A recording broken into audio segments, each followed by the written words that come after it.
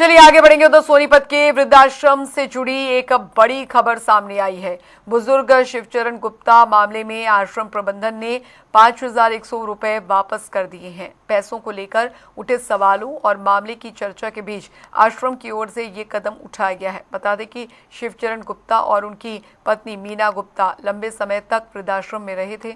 पत्नी के निधन के बाद भी परिवार को लेकर कई सवाल उठे थे।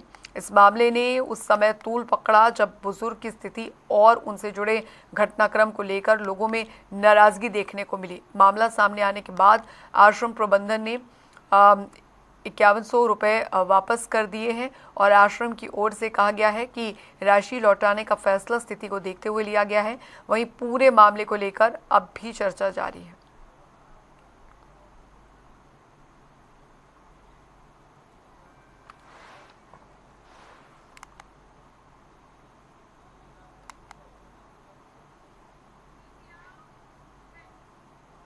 तो सोनीपत के वृद्धाश्रम में शिवचरण रामरतन गुप्ता के निधन के बाद बेटियों के अंतिम संस्कार में नहीं पहुंचने की बात तो आपने देखी, लेकिन अब ऐसा बताया जा रहा है कि मां के अंतिम संस्कार में भी बेटियां नहीं पहुंची थी। शिवचरण की पत्नी मीना सोनीपत के अपना घर वृद्धाश्रम में रहती थी, जहां की संचालिका से हमारे संवाददाता ने खास बातचीत की।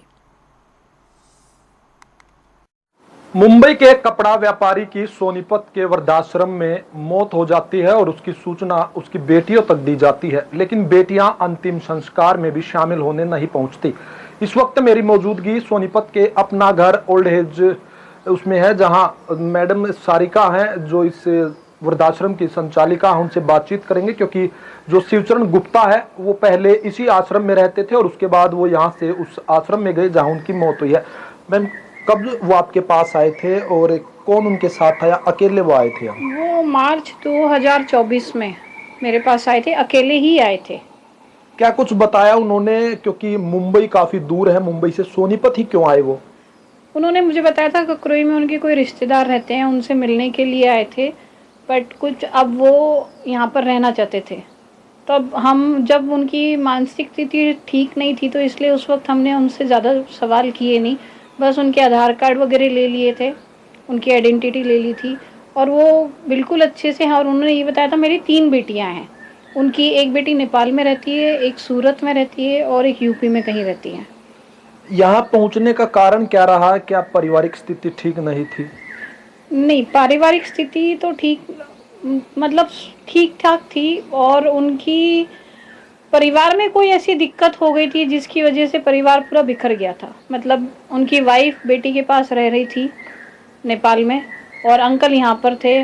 उसके 6 महीने बाद आंटी भी यहाँ पर आ गई थी हमारे पास, जो मीना गुप्ता था उनका नाम, और वो 6 महीने तक हमारे साथ रही। बट वो काफ़ी ट्रॉमा में थी, कुछ उनके घर की कहानी थी, वो किसी के साथ डिस्कस नहीं करते थे। और उनका भी हमने अंतिम संस्कार उनकी वाइफ का हमने यहाँ पर किया था, वो यहाँ गुजरी थी हमारे पास। क्या उस दौरान वो बेटियां आई थी माँ के अंतिम संस्कार में? उस टाइम पर भी नहीं आई थी, वो 1 साल बाद आई थी। जब वो कहते हैं कि 1 साल बाद कुछ प्रोग्राम होता है इन लोगों में, जो जैन लोग होते हैं वो लोग पूरा प्रोग्राम करते हैं, तो 1 साल बाद उनकी बेटी और उनकी नाती आई थी। बड़े कपड़ा व्यापारी रहे हैं और आपके यहाँ आने के बाद उन्होंने क्या कुछ पिछला जो अपना जीवन है उसके बारे में नहीं बताया आपको?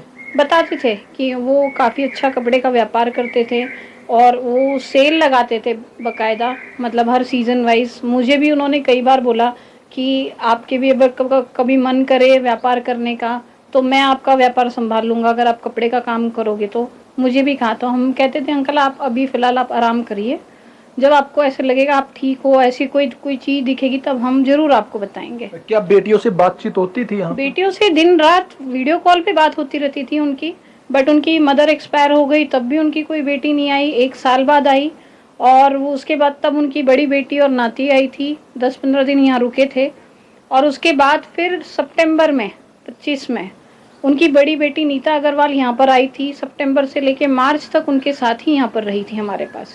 शिवचरण कितने दिन आपके पास रहे और कब यहाँ से वो गए थे? 2 मार्च 2024 को यहाँ पर आए थे और 12 मार्च 2025 को यहाँ से गए। देखिए, एक पिता अपने बच्चों की उंगली पकड़कर उन्हें चलना सिखाता है, पूरी जिंदगी उनके लिए ढाल बनकर खड़ा रहता है, लेकिन सोनीपत से निकलकर सामने आई ये कहानी हृदय विदारक है और आपको झकझोर देगी। जो रिश्ते हैं उनको भी झकझोर देने वाली एक कहानी है कि एक पिता की मौत होती है और 3 जो बेटियां हैं वो हैं, लेकिन अंतिम संस्कार में एक भी बेटी शामिल होने नहीं पहुंचती। सोनीपत से सुशील मोर, जनता टीवी।